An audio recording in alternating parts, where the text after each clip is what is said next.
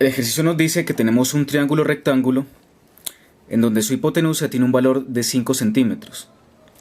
Significa que este lado de acá, que es la hipotenusa, vale 5 centímetros.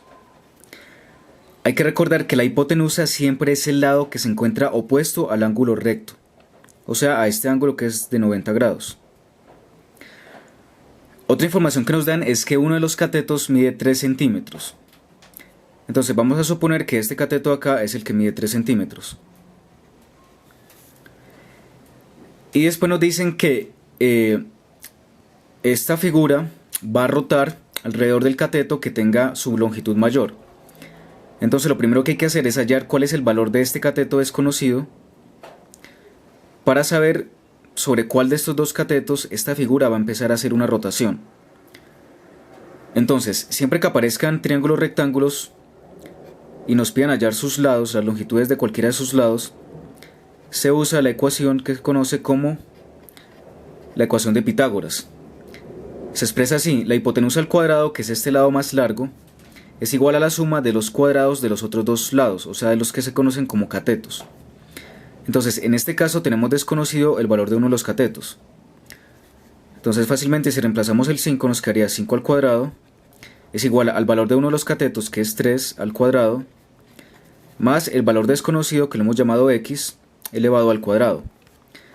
Despejamos la x, nos va a quedar 5 al cuadrado menos 3 al cuadrado, debe ser igual al valor de la x al cuadrado. 5 por 5 es igual a 25, 3 por 3 es 9 y esto es igual a x al cuadrado.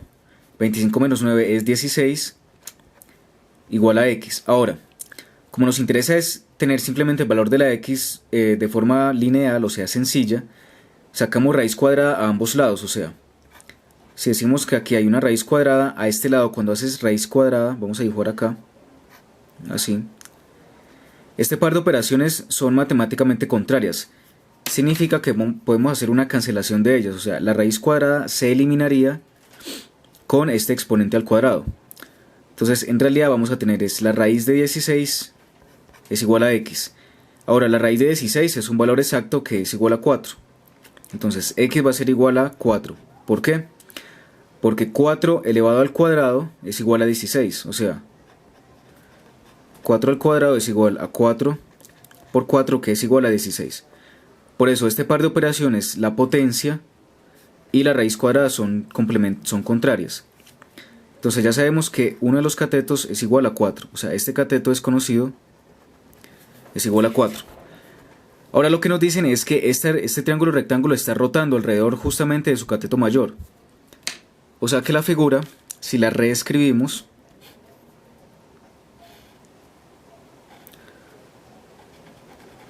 entonces vamos a decir que este es nuestro cateto más pequeño, que vale 3, y este es el cateto más grande de 4, y esta es nuestra hipotenusa. Cuando esta figura geométrica, cuando este triángulo rota alrededor de este eje, o sea, de su cateto más grande,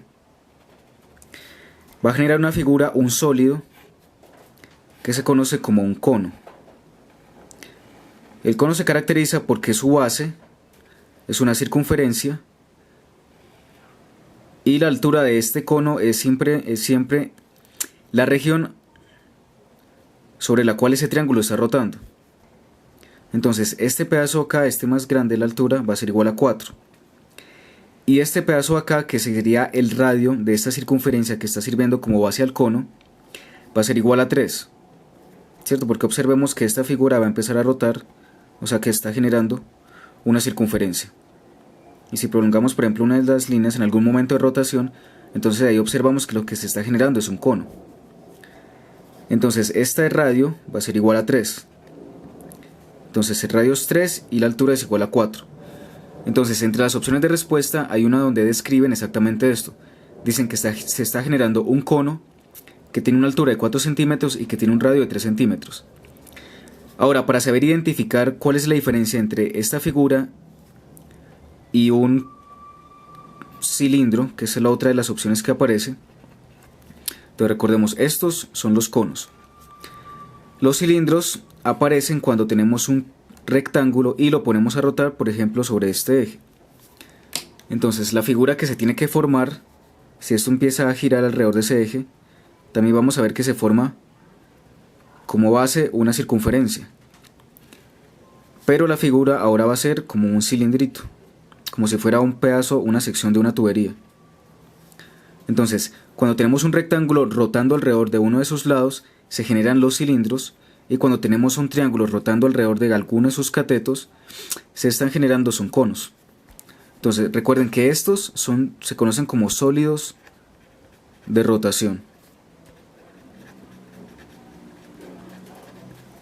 En este ejercicio la clave era saber cuál de este par de sólidos son los que se están generando, si era un cono o si era un cilindro, porque es fácilmente identificar cuáles son sus dimensiones, cuál es la altura y cuál es el radio.